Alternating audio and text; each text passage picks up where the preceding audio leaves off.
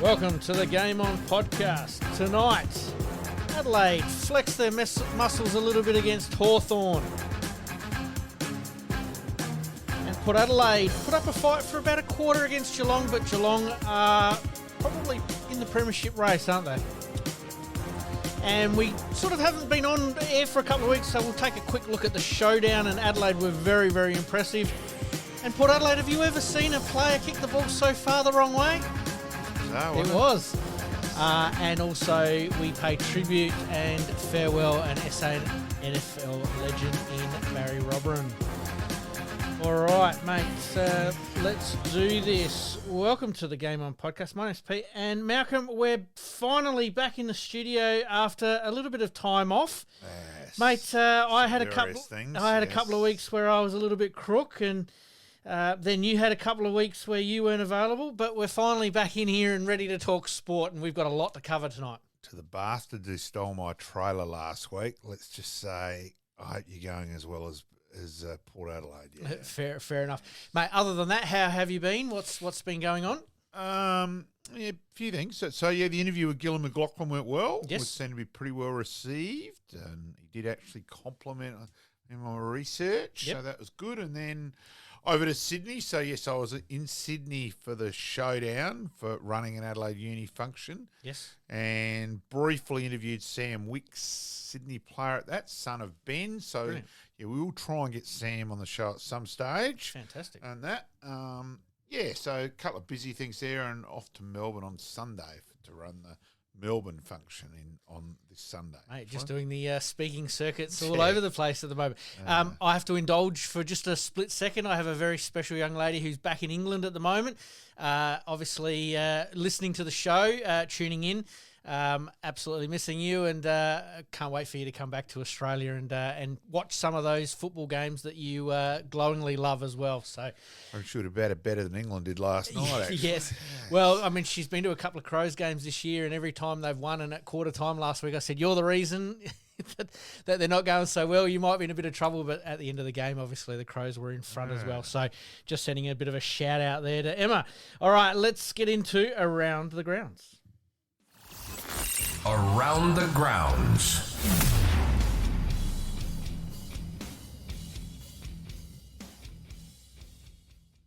All right, mate, we're on a little bit of a tight timetable tonight because we do have so much to cover, but we will touch base with the SANFL, obviously the netball finals and the cricket, which was quite interesting early this morning as well. We'll talk about that a little bit more. All right, let's kick off with the AFL. Let's start off with Adelaide. Adelaide have announced themselves as premiership contenders, but can they do it when it counts?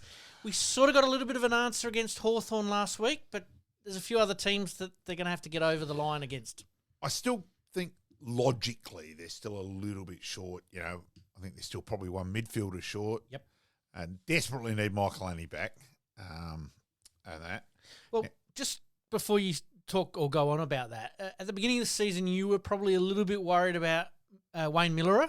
Yeah. What are your thoughts now in the good. fact that he's been able to get a good, consistent run of games together, and he played his best game last Friday night? A lot more physical. That Yes. was always my complaint against him, but I think he's been more physical. Look, the first intercept goal and that side of things, he's clean. We've always known he's skilled. Absolutely. But he's been tougher. Yep. And he's been better defensively. There was always a big question on him defensively. Yep. And he's been very good. And look, I think Bond did his job defensively. Yes. So, yeah, look, good. There's a bit of depth. Yeah, and look, injuries now. Hawthorn lose Day. Fremantle lose Young. We still don't know whether he'll come back. Brisbane now have lost Lockie Neal today. So, you know, there's things happening and it's always still a war of attrition. A clean bill of health allows you to cash in, and Adelaide have probably cashed in better than any other team. I think I heard a statistic with Champion Data that they've basically cashed in when they've needed to cash in this year, and it's paid dividends, and that's probably the only thing that might trip them up in the run to the finals, isn't it? And we will drop this now. Yep, fire away, mate. So don't be surprised. So the AFL have the week off after the last game in between their finals. Yep, breaking news. Don't be surprised SANFL finals if Rochelle and Michael Annie play the first final. Can they do that Yes. via SANFL rules? Yeah, because it's an open selection. Their league team's still going. Okay. Yeah. Fair enough. Yeah. Breaking It'd it be first. nice Yeah. and dark, whoever's playing against them. Yeah. Yep. I think when we follow the talk about the SANFL a little bit later, Yeah. Sturt and Glenelg are certainly still the two to beat, but Adelaide might be the wild card in that race, especially if they're still involved in the AFL as well. You were talking about Michael Annie, and obviously Wayne Miller obviously stepped up last weekend. Has it been the perfect 1-2 combination off that half-back flank? Yeah, and I've got a beef that on the stats wise, we all go on so much on touches. Former guest on the show, Michael Taylor, we were talking about Michael Annie. Kingo, yep. And Kingo made the point. Apparently he's got the best one-on-one record of anyone and all that. And for mine, that should be a stat kept. It should also be a stat how many goals defenders have had kicked on them. Yep. And if that was out there, Then he's Michael in the Annie would be being spoken about as he should be, In a different all Australian wise. Yep. But because that's not, and we go so much on touches, and I think the game out of there has lost its plot. Like Collingwood on Saturday night? Saturday night, Yes. Moore doesn't stand the best. Moore's Collingwood's key defender. But no, they play him trying to get the run and rebound, and he don't go and stand the main man. Nor did it on Saturday with Jack Hurd not standing Burgess. Isn't your job still meant to be to kick the opposition to a losing score? Yes. Yep. I think we just lost the plot there in general. Is it a case of systems trying to beat other systems, and going, being I'm too going to back mine against yours? and being too smart for its own good. Yep. You know, it's still the a big job. change. Me stand you, and beat you. Yep. Yeah, and I think Well, that's still the key spot. And I just think we've just gone so far overboard. talking about former guests, I actually stood David Payne out at Paraka. Yeah. And I was given a job just to stick Just- with him exactly. the whole day long. Yeah. Wherever he goes, you go. And that's something that's probably lacking a little bit in the AFL at the moment. Yeah. Crazy. Adelaide, were you impressed with, obviously, their, not capitulation in the first quarter, but they were jumped, but they were able to reassess. Maturity, probably a little bit better than expected. And look, they dominated the second quarter. Probably really should have been more than 16 points up at half time. Yep. Is that lessons that have been learnt over the last, say, I 2 think to so. 3 years? Yeah. In that they have been in those situations and then being able to sort of work their way through it? Bit of more confidence, bit more belief in each other. Pretty key ingredient. I know you say stats, we go on the stats a little bit too much, but the stats don't lie. They were winning all the key metrics. Yeah. It was just that Hawthorn took their opportunities and did it perfectly. I thought the first quarter scoreline flattered Hawthorn. Adelaide weren't as bad as a scoreline. And Will Day was having a quarter out, wasn't he? Yeah. He's their best player. Yep. So it's a huge loss for Hawthorn. Yep. But I thought it was a high standing game. And geez, the crowd was loud. Mm-hmm. There's always been the comment that Port Adelaide crowds way louder than Adelaide and all that. But it was interesting where a few people said they thought that's the loudest they've ever heard Adelaide Oval. Up and about, there you go. And we were there for the Showdown. Port Crows showdown where Horn Francis got the ball out of the middle, and oh my God, I haven't heard anything like that. So that's a pretty big compliment. Nick's obviously his calmness at quarter time, is it a case of that's part of his maturity as well as a coach in he's learning, as he mentioned also, learning to trust the players, players are trusting him. But is that a case of, look, we practice this a million times over the preseason, we practice it a million times during the season, just get to work? There's also, too, it is more nowadays, the old-fashioned blast doesn't work generally as much nowadays. It's not, the old days, Alan Kilgore coached North High. If he told us to run through a brick wall, we would have. Yep.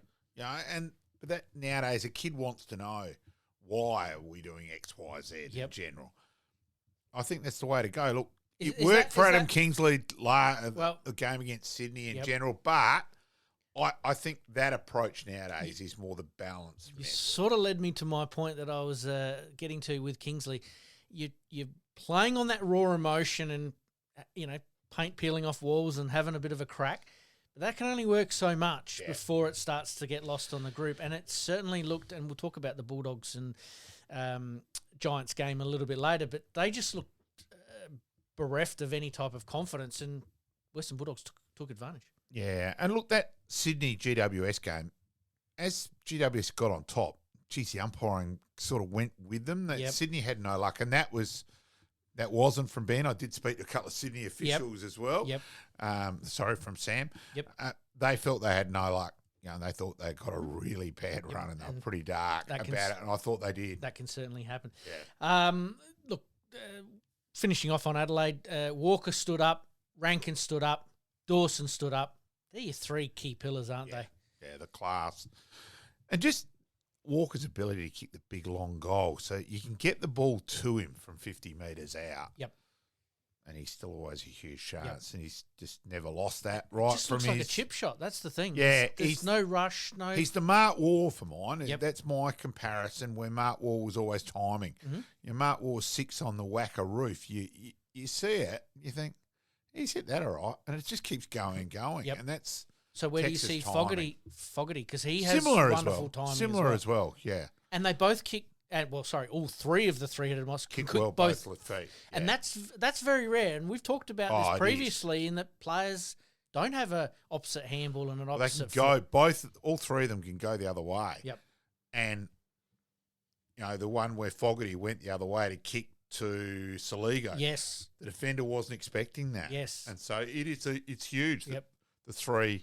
And look, I've always felt it a bit amusing, three-headed monster, where...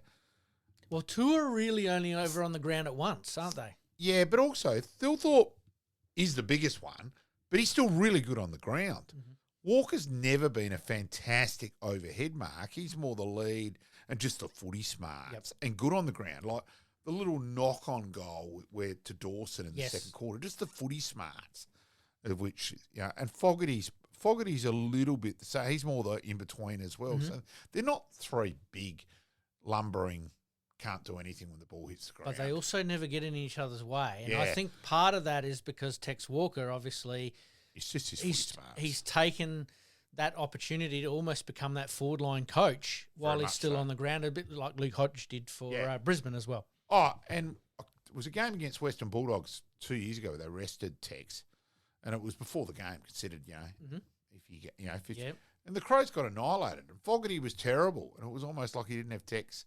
Hopefully he's matured and he's a bit better now, but yeah, Tex is still an important player. I think there's a little bit more support around that forward line where Dawson goes in there every now and then. Curtin, I think, had a little squirt through there. They threw Michael Annie up there a couple of weeks ago, which, you know, I know you're a big fan of, and he obviously kicked a couple of goals there. Matty Nix, is he safe now? You know, he's obviously made finals that have to absolutely fall apart tragically to miss the finals from here. Not much has been said about that, but has he warranted a contract extension? Yeah, I think last week probably gets my biggest tick for the year, just more, again, his manner and that. And I think Murray Davis there, don't know him, haven't spoken a word to him yet. But you've seen him on the camera? Yes. And I just thought it was crucial last week where Nick's understanding he was getting jacked off, or it looked like they just had cramp. Well, for goodness sake, get on with it. Yep. Okay, it turns out it's more than cramp at that stage. Apparently it's only a hot spot, doesn't require surgery. That is hot off the press tonight as well. Yeah. So, but they seem to calm him down a bit. Yeah, it is the mature head as well. Do you think Barmy's had a little bit of influence in that? Maybe not game day, but more in the corridors, in the training. That's Barmy's method. Yep. Haven't spoken about him for a couple of weeks. There you go. Yeah, exactly. You have to touch base there. What does he need to do to get to the next level, Nixie? Are they really one midfielder short? I think so, but gosh, you know, wait. See, look, Saligo's been it's been very good the last few weeks. Saligo, Barrie's tough with it. Barrie, you know, let's wait and see how he goes in September. Will the dry grounds test him a bit more? Not sure. Let's just wait and see. Yep. All right, mate, let's talk Sam Barrie, obviously missing a little bit of a couple of tackles, but also, you know, getting into the centre square and playing a bit more AFL football. Yeah, look, he does tend to go early, still at the centre bit. It's still like holding this colt back, you know, the horse. No, whoa, young fella. And he missed that Newcomb tackle. That's happened a few times. He's just got to get there. I think that's technique. He's got to get that one step in and closer. Is that the difference between SANFL football and AFL football a little bit? Yeah, maybe. Maybe. Although it was interesting, Matty Crouch actually got caught a few times Saturday. I think he was trying to do a bit too much. Yep. But yeah. Another player that obviously we'll keep a bit of an eye on. I know that Adelaide's team is completely different to 2017. There's only 3 players that are left from that 2017 team that obviously played on the day. Care to name the 3? Yeah. Have a crack. Walker. Yep. Walker. Smith was injured. Yes. And Crouch. Yeah. They are the 3 that And are Walker was the only one who played Friday night. Yes. In terms from the 2017 grand final. I know it's 8 because Brody was injured. Yeah, I know it's 8 years ago, but realistically, that's incredible. probably where Adelaide's at as far as turning their list over, isn't it? I'm trying to think with Malira. Yeah, it is. It's quite incredible, really. Yep. Matty Nix, obviously, he's done enough to warrant a contract extension. Can they maintain the momentum from this point forward? Obviously a couple of easy games coming up, but obviously Collingwood's probably the one that's on the radar, isn't it? Huge in between. Handle it 1 week at a time, and that's where they admitted they got ahead of themselves last year, so they've been very firm on that. West Coast, handle West Coast. Yep, absolutely. Resting players. Do Adelaide rest some players? It's an interesting conundrum because, I think you mentioned a little bit earlier on that, there's the bye week. Then obviously if they finish top 2 and win that final, there's another week off. Yeah, I'm not a fan of it personally. I think it's a bit late now. Where they've said Laird was rested, I think he's obviously had some injury. He would have played. Yep. Look, I'd keep going. Yep. And I'm sorry. Tex kicked 10 against them last year. Give him a chance. Let him have a bit of a dine out, that's for sure. See if you can get that 700 goal, mate. Absolutely. Riley O'Brien, good signing for the future-proofing, I suppose. Look, I've always more than queried him, been very critical. He's improved a lot this year. Why it's taken to this stage is a bit bemusing. Did they think that they might have had Draper before signing him, and then Draper's sort of drifted a little bit, and now Matty Nix has made a phone call, according to media reports late last night? Yeah, I think it was more O'Brien's form. He'd been offered 2, and they went, well, no, he's playing. Well, we will offer 3. Because planning things out, they're 5 years in the making. Mm-hmm. They have things on a board, and Yep. it's quite. Does it make it incredible. hard with Tasmania still sort of being up in the air a little bit? Yeah, it does. There's no doubt about that. Yep. But yeah, so there, and look, full compliments to Sam Balderstone in terms of that way. If he's helped. Do you think he's? But he did have do you think Matty he's Clark. tapping? There's no doubt. There was one to Rankin was, Yep. probably as good as he's been. So there's no doubt there's a better feel than he's been. Yep. In the past. Absolutely.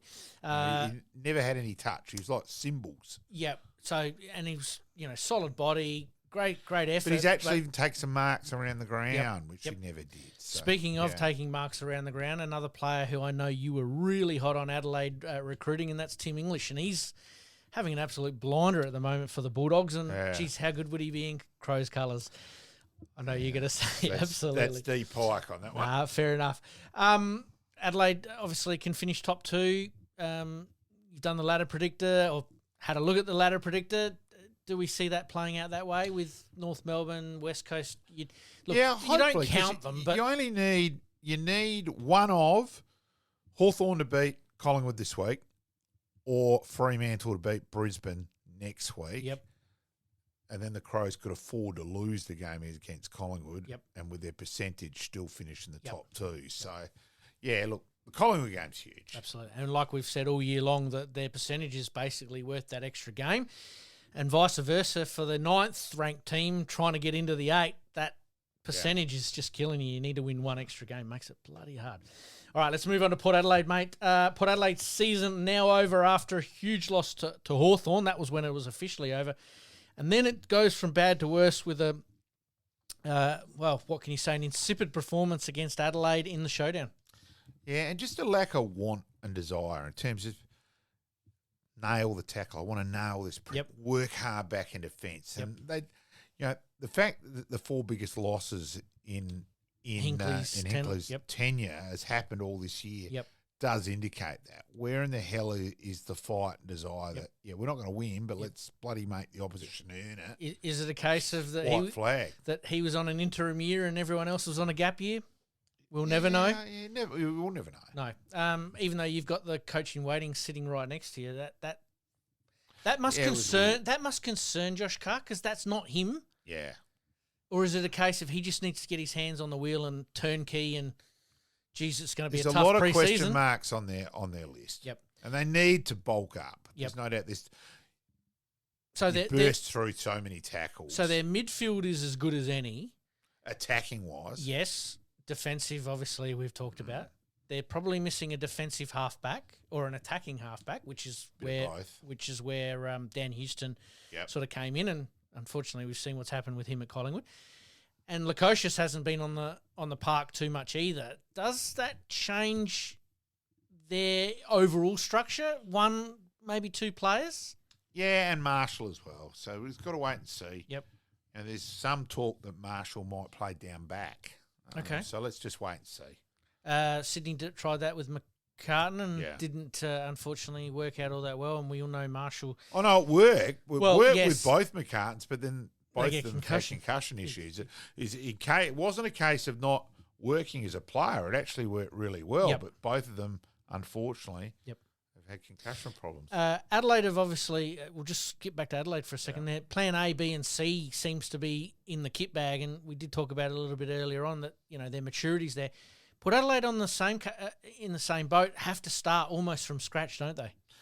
Yeah, and look, even with Adelaide, you notice how hard Neil Bullen and Keys work defensively, and all of a sudden they're down there. So their structure, they're hard to score against with a lot of things because their players are working. Yep. So yeah. Yep. Josh Carr's obviously got a bit of work ahead of him. Obviously losing Jason Horne-Francis during the showdown wasn't great, but before the showdown, sorry. And then Connor Rozee playing injured. What are your thoughts on playing an injured player? I think they took a bit of a risk, didn't they? They did, but I could still understand. It's the grand final. We want to beat our hated rivals, make them earn it, Yep. rah, rah, rah. Yep. But they didn't in the end. No. Were you surprised with the overall result in the end? To that margin, yeah. Yeah. And just how much seemingly and you shouldn't be winning by 98 points in the wet. That's quite crazy. Yeah, and that's probably the wettest I've seen football for a long, long time, not at AFL level, that is. There's been some local games where flooding has been certainly up there as well. How can Josh Carr turn this around quickly? What's his first priority? What's his number one priority? Gets the keys to the car? Bulk them up. Yep. I think there's some of their players really need to hit the gym. I think that's the thing who there. doesn't survive? The thing the other day in terms of looking at their list, and I reckon there's 15 or so players, which is a huge amount. You're going, there are maybe or maybe not. Yep. Well, there's probably 5 definite outs. Yep. But now, Port don't have any trade currency. No. So you're not trading out any players of any note, and you don't have a first-round draft pick. Makes it hard. Yeah, and that's where the thing of trying to get Wanganeen Malira, I can't see how it works for them. They're going to have to give up virtually everything to Adam and Eve. Yeah. Mm-hmm. Which they did with Horne-Francis. Yeah. And is this part of the reason why we're seeing where they are at the moment? They did sell a little bit too much for him. Yeah, maybe. Look, but don't get me wrong. I'm doing that deal every day during the week and twice on Sunday, and I would do the Wanganeen Malira one as well. But 2 players are not going to change their fortunes. It's. I think they've probably got to be a bit more balanced, but let's wait and see. Yep. Wanganeen Malira is special. Absolutely.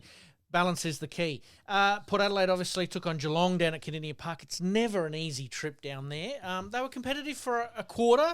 Yeah. Was that good enough signs, or is it probably flattered them at quarter time? Okay. Though. It was 19 That's what I'm inside sort of- 50s to 7, and yet the score was even. Yep. So Geelong are going to be tough to beat no matter where they play, and you just feel like they're just itching and waiting for September to roll around. Good luck to... Well, they've got no injuries at all at the moment, Geelong. Yeah, and they've got a pretty soft run as well. We'll talk about that in some of our AFL Hot Topics, mate. We're going to quickly scoot off to a break. Let's have a look at what's coming up. We've got... The cricket, Australia obviously getting up over the West Indies, but it was actually India and England that took centre stage as well. And Norwood having a big win against the Eagles a couple of weeks ago there in the SANFL, but fell back to the earth against Adelaide on the weekend. And the Thunderbirds, unfortunately, ended up not quite getting over the line in their first final in their premiership. Well done to the Melbourne Vixens coming from fourth. Absolutely. You're listening to the Game On podcast. We'll be right back after this short break.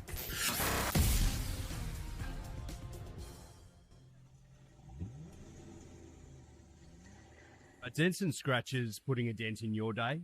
Introducing Roger Steen Crash Repairs Adelaide, your trusted solution for automotive woes. With over 2 decades of expertise, Roger Steen Crash Repairs guarantees top-notch service, restoring your vehicle to its former glory in no time. From minor dings to major collisions, our skilled technicians handle it all with precision and care, using state-of-the-art equipment and techniques. Roger Steen Crash Repairs saved my car. It looks brand new. Fast, friendly and reliable. I wouldn't trust anyone else with my vehicle. Don't let accidents slow you down. Visit Roger Steen Crash Repairs Adelaide at 14 Penner Avenue, Glynde, for quality service you can count on. And here's a special offer just for our listeners. Mention this podcast and receive a $100 discount on your repair. Roger Steen Crash Repairs Adelaide. Excellence in every repair. All right, mate, let's continue on with the AFL. We've got some hot topics. Melbourne coach Simon Goodwin sacked today in, well, somewhat sensational circumstances, considering the media knew about it before the players knew about it. That's not average. not a good thing, is it? Shows how highly they rate West Coast too. You win by 83 points, but get the CNR. Look, Yep. I think it came down to the St Kilda game last week. Yep. That last minute and a half. The miracle at Marvel. Yeah, but it was terrible by Melbourne. That was a coach killer. Yep.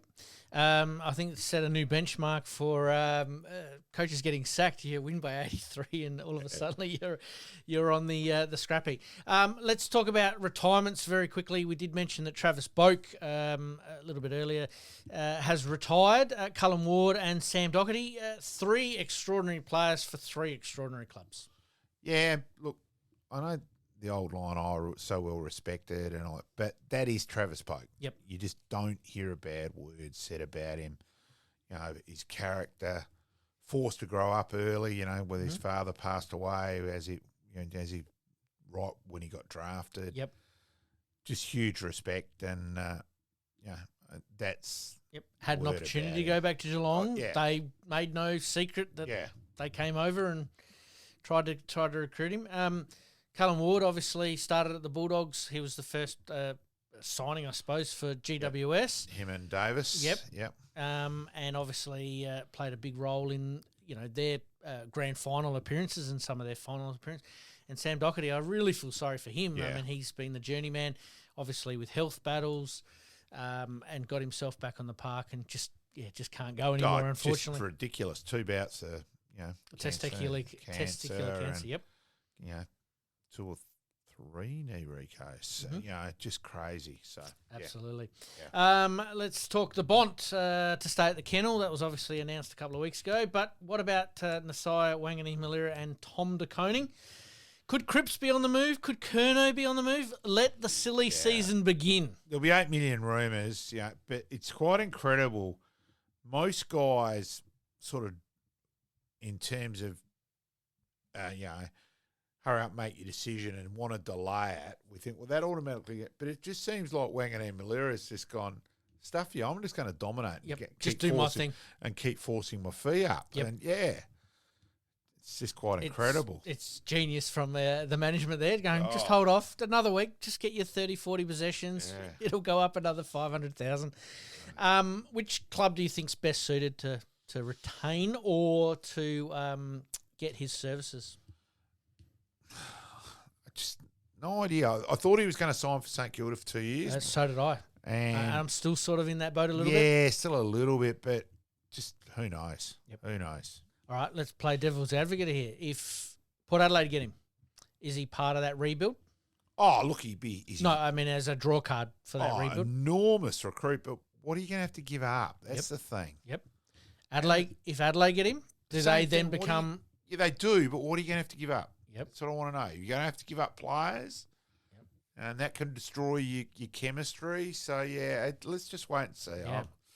Yeah. Yep. It's going to be an interesting Yes, Gunn, Yep. but he's not a free agent. It'll be 3 first-rounders or a player. You're giving up a huge amount. Mm-hmm. That's going to be an interesting watch. Tom de Koning, an interesting one. He's probably not worth the money that they are suggesting at the moment. The problem is that they went with that pretty early, and since that point, he's fallen apart. Surely legally, though, that they could withdraw that offer. Yep. You would think. Yep. Now, and that was sort of the rumour was around a bit last week that, hang on, they've upped their ante to keep Naz, and lowered it to the Koning. So again, it's another rumour. Yep. Yeah. If he's decided he's gone to St Kilda already, which you suspect, yes, he certainly hasn't sold himself well in the second half of the year because he has not been worth a burnt crumpet in general. Whereas Nasai Waganini, whoever gets him is guaranteed to cash in, that's for sure there. Brisbane obviously look to their next coach after Fagan. They've got a couple of people in mind, but they're looking a couple of years out. Is that good planning from? I think so. Yeah. And they've been the benchmark, haven't they, for retaining and recruiting very, very good stuff. And Adelaide obviously picked up a very good one in the coach's box there. Murray Davis for the Crows there as well. So. And Tom Doedee looks like he'll make his Brisbane debut this week too after 2 years. Be absolutely fantastic to see him playing. The Miracle at Marvel we've obviously talked about there. St Kilda obviously, trying to retain their star, but they're going to go backwards if they do lose him, aren't they? Yeah, I think they've just got to keep him. Stephen May, the decision a couple of weeks ago, mate. What was your thoughts on this? Because this is one I had just on hold for your comments, mate. I thought he should have got benefit of the doubt. I really did. I know it's outcome based. We all know that. But I really thought he was making a play for the ball. I feel sorry for him, and I agree. I never thought I'd say those words about Stephen May. There you go. You've heard it first. You've heard it first, Stephen May. He's not like he's a love player. It's not like you're going, is this or that? Or he's a Bonapelli or like that. And so we all quit. And I think he's a bit unlucky. I think he got to hung out a bit because he's not a clean skin. The white line fever, And that, because I do. How can you discuss it for nearly 2 hours? Bloody hard to talk about the same subject for 2 hours. Well, surely there's so much doubt you had to get found not guilty. If you're deliberating for that long, where's benefit of the doubt come into play? So my question is, was it Frankie Evans going backwards? What's his responsibility in that as well? Because it was, I would deem as a legitimate 50-50 ball. Yeah. So where's his responsibility for his safety and also the player as well? He gets there one step earlier. So apparently all of it was all on the change of direction that made turn. But see ball, get ball. Yeah, isn't that the name of the game? Yeah, you're asking players to do too much. I think it's gone crazy. Look, we get it in terms of concussion. 100%. And all. So why not come out and say, you're unlucky? They can't, but legally, we're unlucky. We're covering ourselves legally. At least that'd be honest. Yep. Yeah. Are we going to see more of this, or players going to think twice about attacking the contest? Because legitimately his hands were down. It's happening now. You watch guys who are hesitating more. And for mine, that's just going to increase injuries because it's generally when you get injured is when you hesitate in general. So you generally brace yourself for contact and et cetera, et cetera. Yeah, I thought he was very unlucky. Absolutely. What do we got here? Ladder predictor. Who misses out, mate? Who's going to be the unlucky one? Is it going to be Hawthorn? Is it going to be the Western Bulldogs? Is it going to be Fremantle? Is it GWS? I'm playing I'm the comfortable bit on Hawthorn, but I do give Hawthorn a big chance Thursday night Against Collingwood. And I think that's they've got to beat Collingwood or Brisbane. I probably give them more chance against Collingwood than Brisbane in Brisbane. Yeah, absolutely. We'll talk about that one in a Yeah. little bit as well. Bad scheduling. More interstate standalone games. Should we have them? And also the last Thursday and Friday night, excluding last Thursday and Friday night, the previous 4 to 5 weeks have been terrible. Yeah. Essendon and Carlton are struggling. And, it's shown again it's still a Victorian competition. And that's the thing. It's an extended VFL comp and the Victorian clubs are still looked after in that regard. It's been crazy. Yep. Like, I don't think I've even bothered on a Thursday night game until last week for a while, and then it was one-sided, so I didn't worry about it anyway. I basically watched a quarter, maybe a quarter and a half, and did exactly the same thing. Yeah, Put something else on. But just in general, the last few, Mickey Mouse game, Yep. and that's more and more at the moment. You go, well, that game doesn't matter. That game doesn't matter. Yep. And because the top 9 are haves and the bottom 9 are have-nots. Yeah. Interesting statistic. I think 34 out of the last 35 or 33 out of the last 34 games between the top 8 teams and the bottom 8 teams has resulted in 1 win. Yeah. Do you know which one it is? Jeez, I'm trying to think now. It's 2 interstate teams, one on one side of the country and one on the other. There you go. I'll give you a little hint.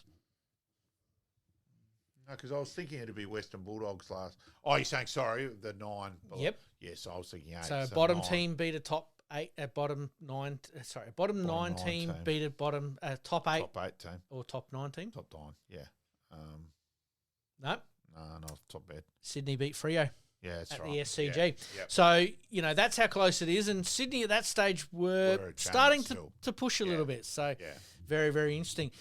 Priority picks, mate. What's your thought on West Coast getting any assistance? Is it too early after a premiership to be gaining assistance, or are they in a world of hurt after 3 very, very disappointing years? It's a real hard one. Like, yes, but then, hang on, you're getting rewarded. You finish bottom, you get the top draft pick anyway. Yep.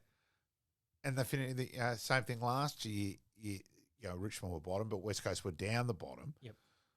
So you now want more and all that. Yeah, I'm more thinking it's compromised enough as it is at the moment. Yep. It's another one. Yeah, I'm not sure. Yep. Yeah. Let's talk picking over the carcass, mate. Obviously, there's a few teams at the moment. Melbourne, Carlton, North Melbourne. Is there any other team that teams in that top 9 will start to look at a little more favourably? Yeah, I'm just not sure. Well, let's throw one out here. Petrarca to Hawthorn. Yeah, it's obviously where's that going to fit in their salary cap? Surely can they afford another one like that? They've paid for Battle and Barras. Yep. Can they afford another one?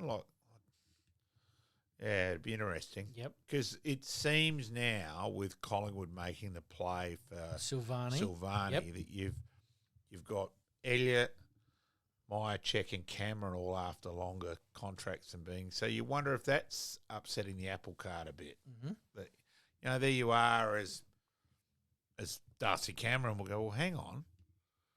They're going to offer that for Silvani and he's been playing way under that. You may well think, bugger it. So, yeah, I think you got to be careful a bit. Yep. Can't all have your cake and eat it too. It is a salary squeeze. Yep. They've already lost, and as Buck said about it, hang on, let's remember how they stuffed up the salary cap. Yep. So, yeah, I understand they're going maybe a bit overboard. Like, I don't get it. Surely with Brisbane, all those gun side, how can they have fit in Draper and Allen next year? Yep. Like, I just don't sit there going, hang on, surely Neil would be on it. Yes. Neil, Harrison, Andrews. Yep. Charlie Cameron. Rayner, Bailey. Like, Ashcroft times 2. so, you're sitting there going, how can they fit those two in? I just don't. Is that where Matty Nix's phone call to Draper might have just helped a little bit? Oh, I mean, I know they wouldn't talk possibly. specifics as far as money and that stuff goes, but being able to fit him But in. if I'm Draper at the moment, I'd go, hang on, Brisbane are after me. They've got a very good record at getting guys injury and right. Yep. You live up there, the warmer climate, that's probably going to help. Yep. And I'm going to be first ruck. Come to Adelaide. You're going to be competing for first row. And more forward. So if I'm Draper, I'm going to Brisbane. Yep. So There you go. You heard it first, ladies and gentlemen. Which is the team that's probably going to get picked apart the most? Is it going to be Carlton? Is it now going to be Melbourne? Because obviously, could be Melbourne. Goodwin got sacked. Yeah, but also Petrarca and Oliver are up in the air as it is. Yep. You know? So who knows? Let's stick with Melbourne for a second. Who can you see coaching? Obviously, the candidates come straight out of the woodwork as soon as they happen. Buckley, Simpson, some big Longmire, names. or do they go with someone untested? They may. Look, would any of those want that job at the moment? You're on a bloody good work in the media. Far less stress. I don't know what, Yep. So, wait. Yeah. Is this a domino effect that Carlton might end up sacking Voss because they don't want to miss out? Put it this way, I reckon Vossi would have slept better last night Than he will tonight. tonight. Yeah, good call. Yeah. It's going to be an interesting one, mate. Let's fly through these ones really, really quickly. Swan is now at the AFL. Good or bad? A lot of football intelligence. Yes, but for mine, he failed his first test. And Toby Green with the bit. The back heel. The back heel for mine, he had to get a game for that. Yep. Just a game for stupidity, basically.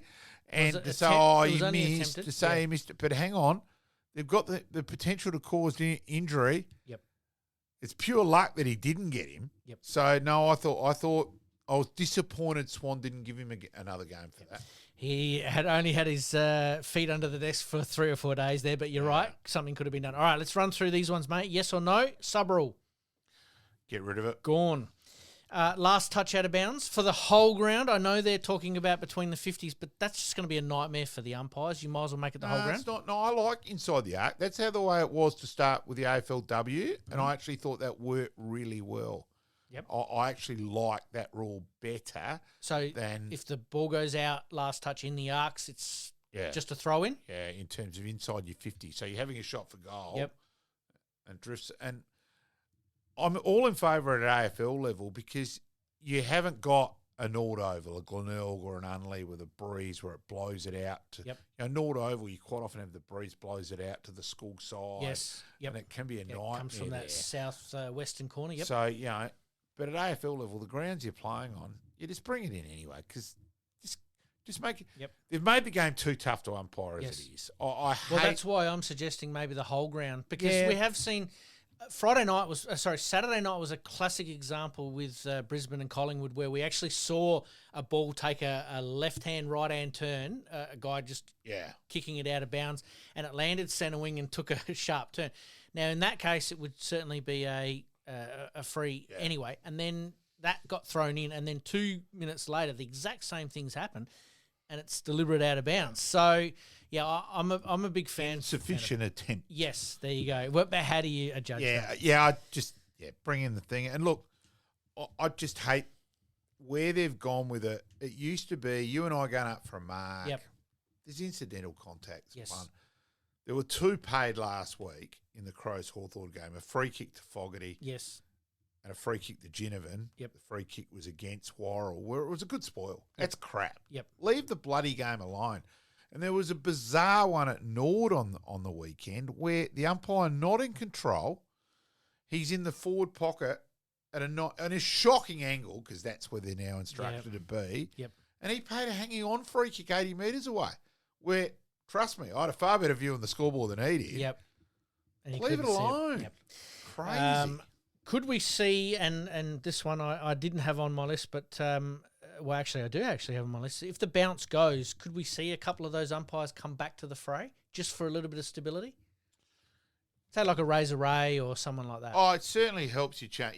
It means you can keep going longer. Yeah, because he's going around and basically umpiring in local leagues. It does help. And the other thing too, where people are saying, keep it for the start of the game and all that, you got to remember, you practice that skill for hours and you're still going to have to keep doing it. Practice it. It is shit house on your body too. Yep. Jesus. Yep. It was it is terrible quite hard. I've tried to do it and just messing around. It's almost like every bone in your back just cracks as you do it. Yeah. So the bounce to go as well. Yeah. Mate, here's one I know, and I thought I heard something on SEN radio from a Malcolm Blight, this is, a Malcolm Blight, about the anti-density rule.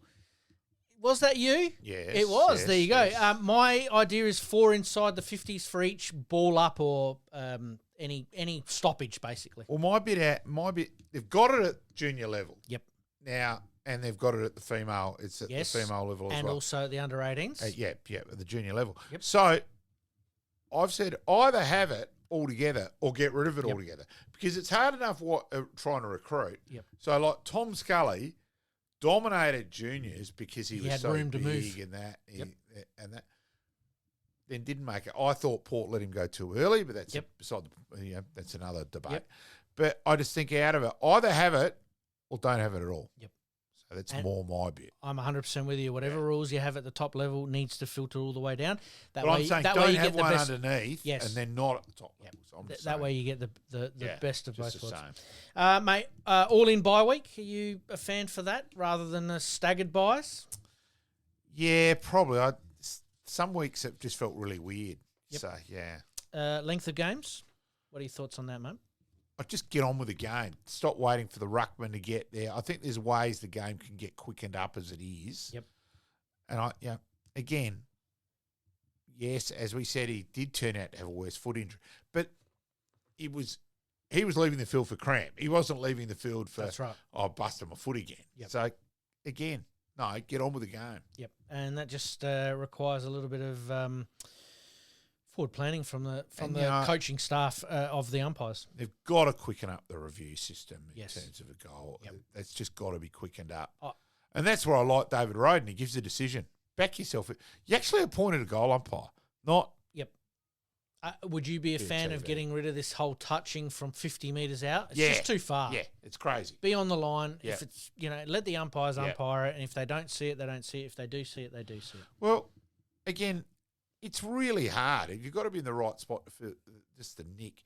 And yes, we all know the Hawthorn guy touched it last week before ranking. But that's at slow motion. Yeah, get on with it. Yep. Yes, yeah. Agreed. I've got no problem with Father-son rule, mate. Keep or remove. No, remove. I've wanted that Okay. gone for ages. I just think it's in terms of it was always such an advantage to the Victorian clubs. I don't think they ever got it right. Like how in the hell Gibbs played 291 games, but his son's not eligible. So the rules were quite crazy. And it turned out that Brett Ebert shouldn't have been allowed to play for Port. Yep. And they didn't realise that at the time that Russell hadn't played the games, which was crazy. Yep. So, just So no keeping it for the romance of the game, or Look, we making love the sure romance that making of sure it. that they're outside of that first round, and that they have to pay. yeah, because again, Teams have got to pay for it. you go, hang on, there's Brisbane, gets Ashcroft in, who probably should have gone number one, Yep. and other teams held back. And I don't get that. Yep, Bid for it. Make them pay the highest price. absolutely. We knew Brisbane were going to go. Same thing with Dacos. Yep, He should have been number one. Yep. And make Collingwood pay the high. But clubs try to do wheeling and dealing. I'll look after you for this. You do that. yep, Well, it's crap. yep. Well, Brisbane are set up there with Fletcher now, and both Ashcrofts, and yeah, their father-son selections are really good for them. Mate, we better take another quick break. Or actually, before we do that, let's get some tips for this week, mate. One thing I do, yeah, because fire it away, was on mate. the running sheet. Yes. We are farewelling Barrie Robran.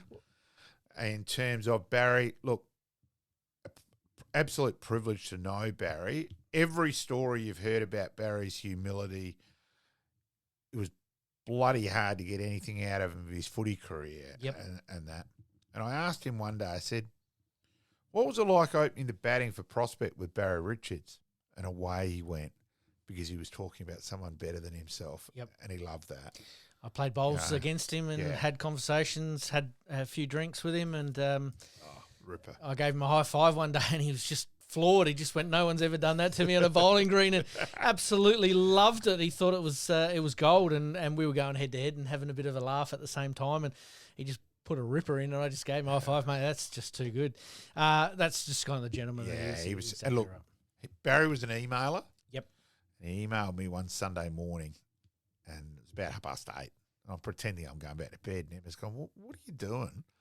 I've gone, well, God's just emailed that they can only go downhill from here. Yep, fair enough. I reckon that sums up my thoughts. We have a tribute, obviously, to Barrie a little bit later on in our past play. Sorry, not our past plays, flashbacks. So looking forward to that. All right, mate. Let's have a look at what's coming up on Friday and Monday.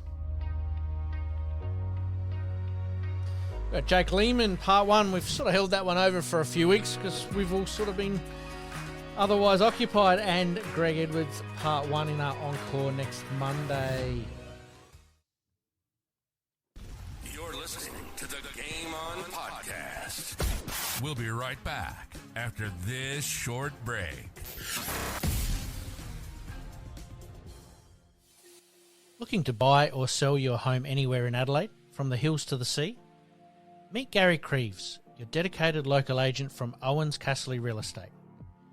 With unparalleled knowledge of Adelaide's housing market and a commitment to exceptional service, Gary ensures a smooth and stress-free experience for all your real estate needs. Trust the expert, trust Gary KRIEVS at OUWENS CASSERLY Real Estate. Your next dream home awaits.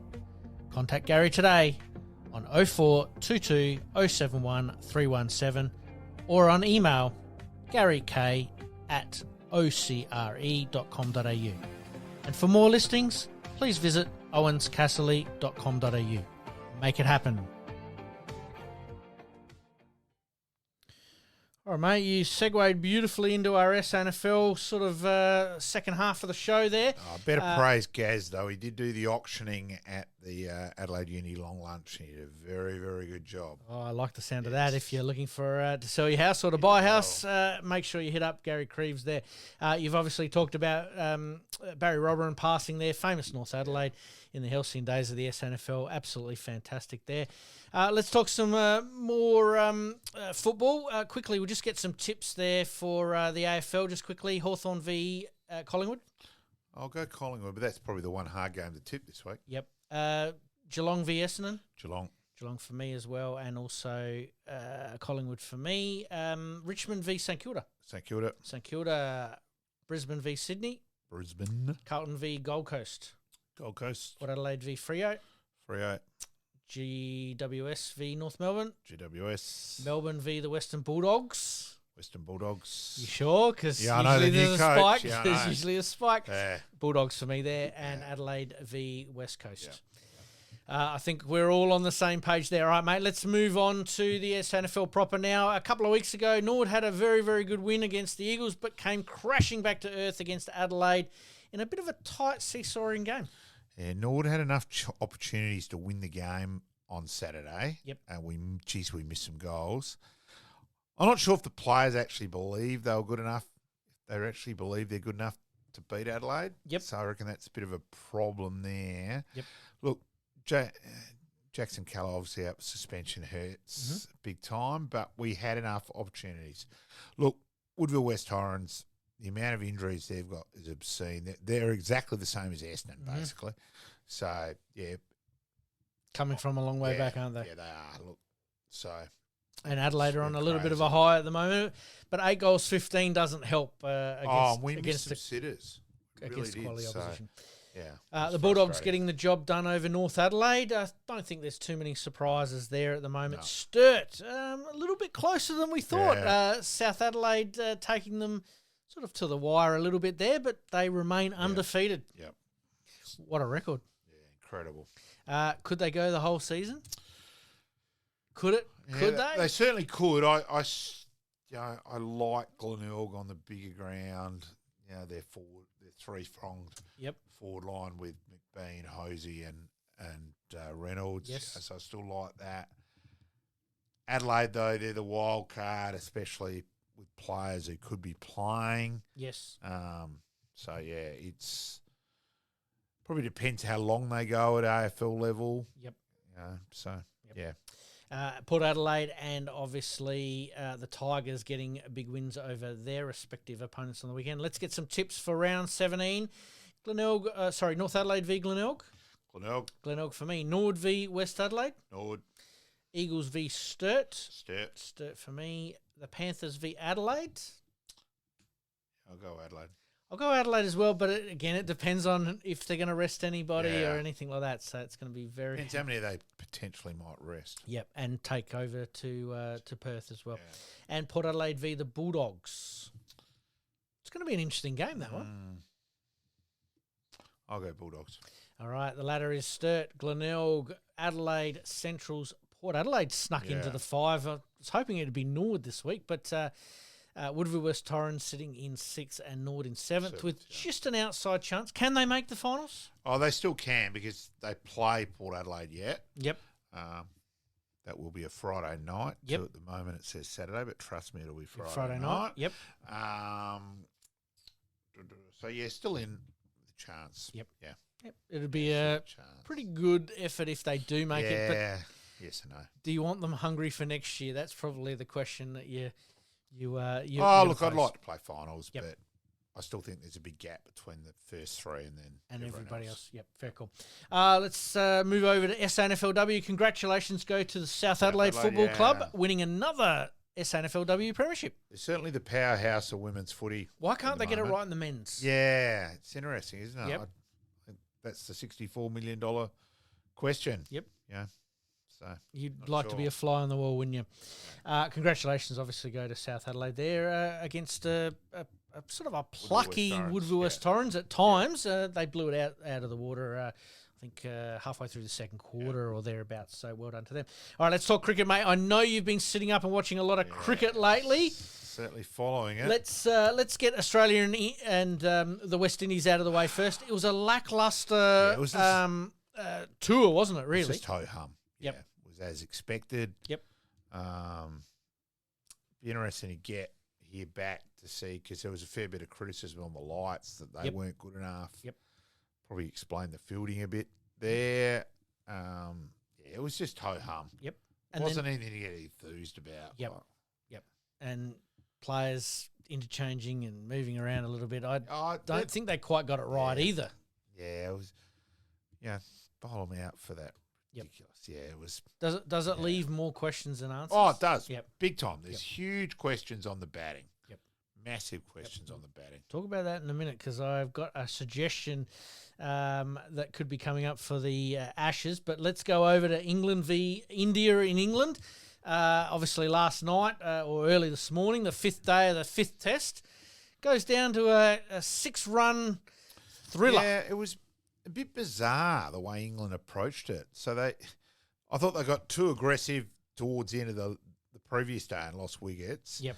And then, so they're 6 for overnight. They need 35 to win. They hit the first ball of the day, which was an average ball, over it and put it away. Yep. Then he tried a big drive the next ball, inside edge, just missed leg stump for 4. Yep. They kept trying to play everything. I just think, hang on, at least keep it out. And, it was crazy. Raj, who listens to our podcast, obviously a big fellow cricket nut. Yep. And he messaged me, what the hell are England doing? They've got all day. Yep. Okay, I get it when they needed 17 still to win when Wokes, who comes into bat. With one arm, basically. And the wicket had fallen off the 6th ball. Yes. So he didn't have to face. So I get that with Atkinson. But even that, there still could have been a bit more selection. So I just really didn't get England's tactics. I thought it was bizarre. Bit too much baseball, maybe? Yeah, just like a bit of common sense. Yep. That then leads me to a very interesting Ashes summer coming up here in Australia. Could our man, previous guest, Jake Weatherall, be the man to potentially take that opening role? Jeez, I hope so.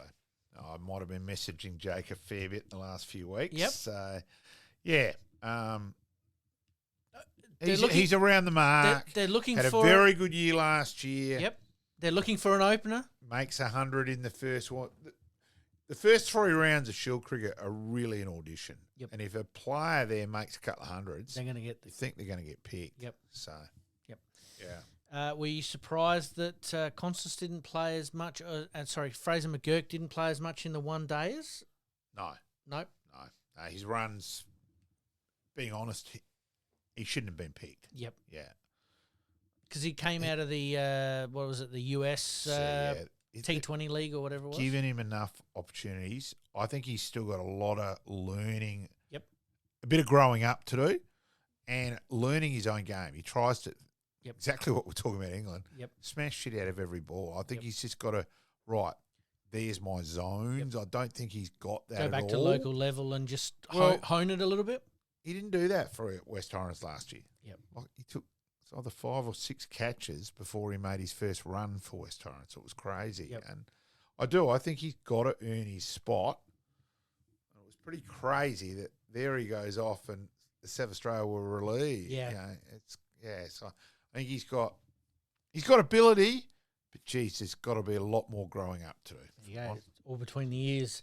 We'll talk a bit more cricket next week. Obviously, now that England and India have finished, it sort of gives everybody to take a bit of a breath. And we'll probably delve a little bit deeper into what's coming up in the Ashes. All right, let's move on to the netball. The Thunderbirds fall to the Melbourne Vixens in the first final, and then the Vixens go ahead and win the whole thing from fourth. Oh, look. And grand final went down to a goal. It was fantastic in terms of, for atmosphere and all that. So, look, they won 2 out of the last, they were going for the 3rd in a row. Yep. I mean, they lose to the Vixens by two goals, basically. Yeah. So it could have gone either way. Yeah. So, look, congratulate. And look, trying to think. Melbourne Vixens there, probably Perth a bit unlucky. Yep. The West Coast Fever, West Coast Fever. But congratulations to Melbourne Vixens. And, hopefully the Thunderbirds are back up there next year. Couple of retirements, obviously, for the Thunderbirds announced, obviously, during the week there. But I'm sure that they'll put that team back together and have a little tilt at it. All right, mate. We're actually running way over time tonight. So what we're going to do is we're going to leave our extra time big finish until next week. Yep.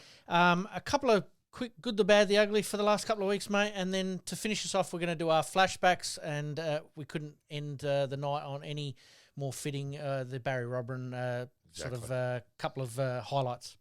Oh, look, good as a personal one in terms of chance to interview Gilla McLaughlin. That's not something that's going to happen every day. So that for me was good. Yeah, let's just say a few things on the personal side of things. They're the ugly the last couple of weeks. Absolutely. No, fair enough. Thank you to everybody who's probably listening for the first time in a couple of months. If you haven't liked, rate, subscribe, please do so. Please forgive some of our technical issues tonight. We've had to sort of cut and paste a little bit because the computer system here has decided to have a small little heart attack along the way. Not every machine works the way you want it. Exactly right. But please stick with us. We'll be back to our normal smooth running operation by next week now that we've had a bit of a practice run after a month off. So thank you to everyone that's listening, and please sit back, relax, enjoy, and watch some of Barrie Robran's highlights. The great man. The great man. Flashbacks.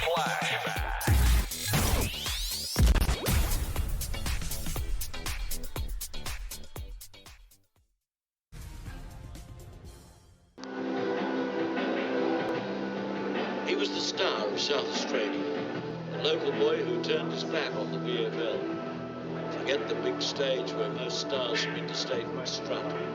Barrie Robran chose to stay home, to play footy with his brother, to help North Adelaide to 2 flags.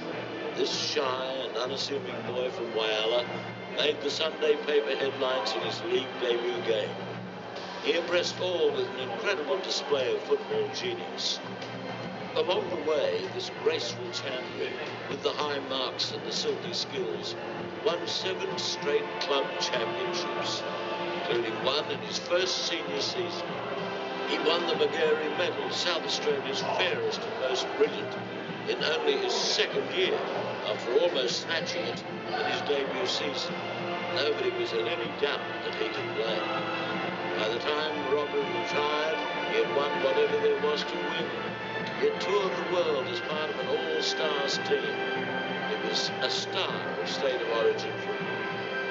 And sweetest of all, he helped North Adelaide beat AFL powerhouse Carlton to the 1972 Club Championship in Australia. The Blues were in their pomp as the reigning premiers of the VFL when they ran into an inspired Robran in full flight. Australian football legend Alex Jesaulenko was moved to applaud the Roosters' centre-back's play on more than one occasion. And commentator Lou Richards was equally impressed. He dubbed Robran the new king of football. Nobody disagreed. The King's legend lives on.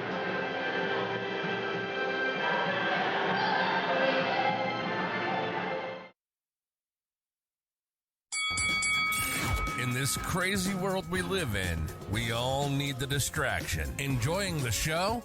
Like, rate, and subscribe. Hook up and connect with us on social media at SportscastSA. We'll see you next time on Game On.